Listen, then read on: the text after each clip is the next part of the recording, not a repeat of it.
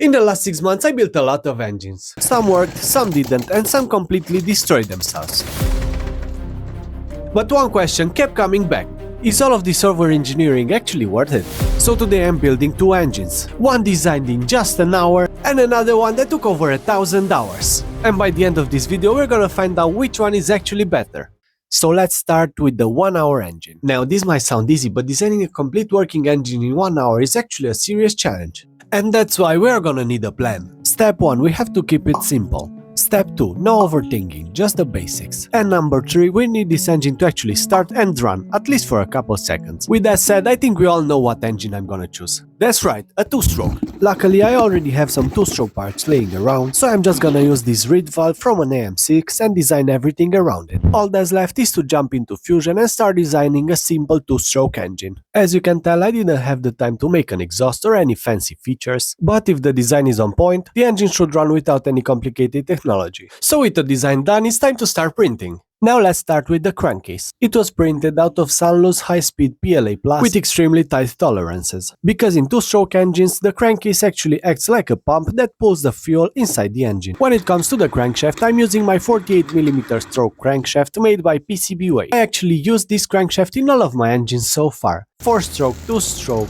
1-cylinder, 2-cylinder, flat engine, V-engine, they all ran on this crankshaft made by PCBWay. So if you also have a project that needs machining, milling, PCB fabrication, sheet metal fabrication, 3D printing, and a lot of other services, make sure you check out PCBWay using the link in the video description. Also on their website you can get an instant price code simply by dragging and dropping your file, selecting the manufacturing method you want, the quantity and the materials. Once again, a big thank you to PCBWay for sponsoring this video. So back to our crankcase. As you can tell, on the top crankcase we have an AM6 style intake with a 15 degrees angle that should actually improve the airflow. You can also see the big intake ports built in the crankcase. The next part I printed is the cylinder body, also printed out of SUNLU's PLA+. As you can tell, I already have the cylinder sleeve installed. This is a simple 60mm stainless steel pipe in which I drilled the exhaust and the transfer ports, and I got it press fitted inside the 3D printed cylinder body. The next part is going to be the piston. This was printed out of SUNLU's ABS. If you guys want to check out all the materials I'm using today, make sure you go and check out the description of this video. Once again, a big thank you to SUNLU for all the support. When it comes to the piston, I'm using a similar design as the Gen 2 piston for my 4-stroke engine, but with an over-extruded crown for a higher compression ratio. To make sure we don't lose any compression, I'm gonna be using O-rings as compression rings. By the way, this is how simple a 2-stroke engine can get. These are all the components of this engine in one shot. That's right, 8 components. That's crazy. Anyways, next up we have the head, once again printed out of ABS, but you're gonna see during the testing session that I have multiple heads for this engine. Also, I'm running an NGK spark plug, the BKR60K. To make sure we don't have any vacuum leaks, I installed all the parts using this high temp gasket maker. Next up, I've cut to length some threaded rods,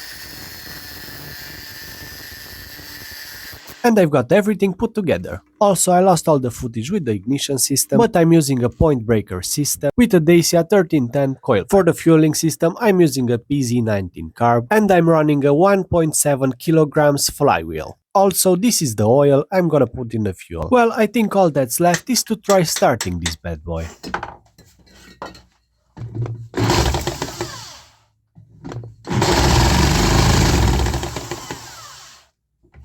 Absolutely no sign of life on the first crank. Let's try again.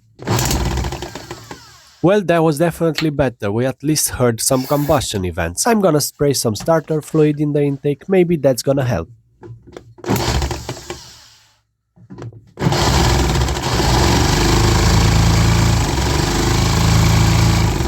And after that one combustion event, we had nothing and nothing and nothing and nothing. So I decided to give the engine one last chance. Okay, one last chance. As you can tell, I removed the carb and I'm running it on starter fluid.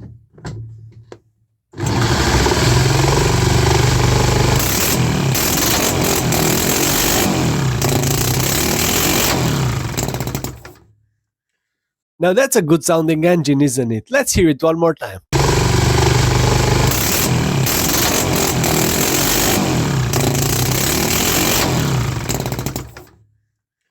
The engine actually ran for around 7 seconds. That's not so bad for an all PLA engine if you think about it. And here is the reason why the engine actually stopped. The PLA head got absolutely destroyed. If we look at the run again and we zoom in a bit, you can actually see the exact moment the head exploded. I also have some parts from some previous projects that would make great upgrades for this engine, so let me know in the comments if I should start a series on the two-stroke. Now that we know our 1-hour engine survived 7 seconds, it's time to put it head to head with an engine that took over 1000 hours of development. The AP3 Carbon D125 LC.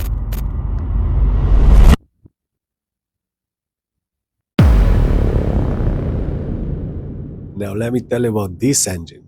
First of all, this is a 4-stroke with a 125cc displacement, with a 4 valves head, a dual overhead cam valve train, water cooled using a mechanical water pump, oil lubricated using a high pressure gear oil pump, and it has a positive crankcase ventilation system that also separates the oil and air. It's running a hybrid piston made out of 3 materials, the crown is made out of aluminum, and it's used as a heat shield. We have a 3D printed carbon fiber reinforced nylon skirt that can resist to temperatures up to 160 degrees Celsius, and to make sure the skirt doesn't touch the extremely hot crown, in between we have a mica sheet that can resist to temperatures up to 1000 degrees Celsius. And everything gets tied together with 4 M6 bolts. This engine is also running a 2-parts head gasket. We have a mica sheet that acts like a heat shield, protecting the carbon fiber reinforced nylon cylinder body. We also have 2 braided copper wires that, in contact with the head, make sure we don't lose any compression. Talking about the head, let me show you how I make the 4 valves for this engine. As you can tell, this is a wood screw, and in my opinion, this thing already looks like a valve. It just needs a couple adjustments, like removing these grooves for example. To do that, I grab a piece of sandpaper and I start putting holes in it in a predetermined pattern,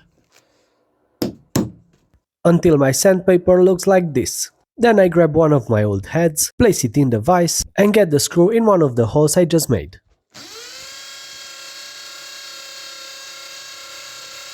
And this is what I end up with. Now, to make sure the valves actually hold compression, we need some precisely made valve seats. To make that possible, I'm gonna use the Carvera Air to turn this aluminum plate into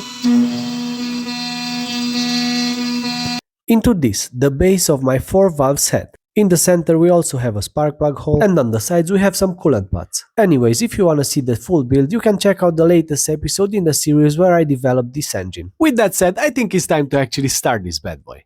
Before doing that, I topped up all the fluids, and this is the very first crank.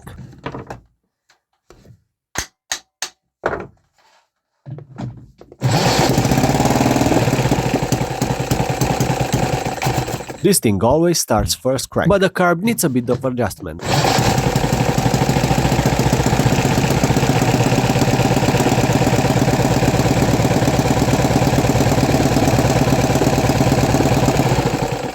Okay, so we are idling fine. Now I'm gonna let the engine run.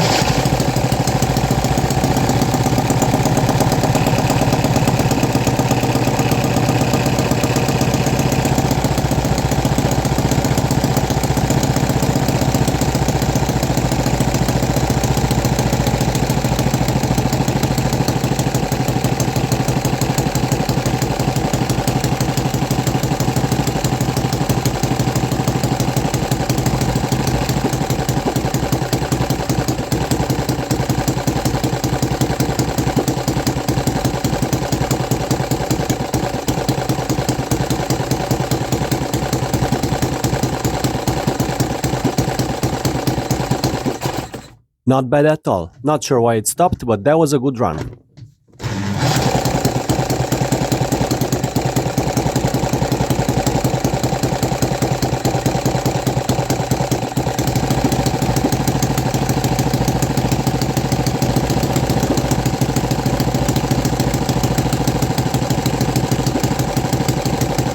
It really doesn't want to idle anymore.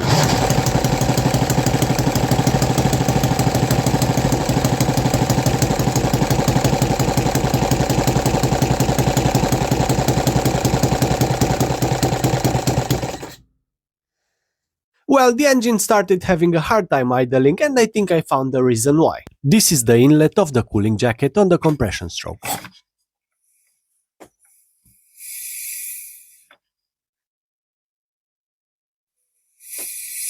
Yep, we are losing compression in the cooling system. Now let's open the engine up to see what actually happened. And after opening the engine, this is what I found. As you can tell, we have water in the combustion chamber. That tells me the head gasket definitely didn't do its job. But we also have good news. After 2 minutes of running, the engine suffered zero heat damage. Also, we have no water contamination in the oil, which was a big problem in the last version of this engine. Well, there we have it, guys. The engine designed in 1 hour survived 7 seconds, and the engine that took 1,000 hours of development survived 2 minutes. Let me know in the comments if you think it was worth it. Also, a big thank you to PCBWay and SUNLU for sponsoring this video. Thank you for watching, guys, and see you in the next one.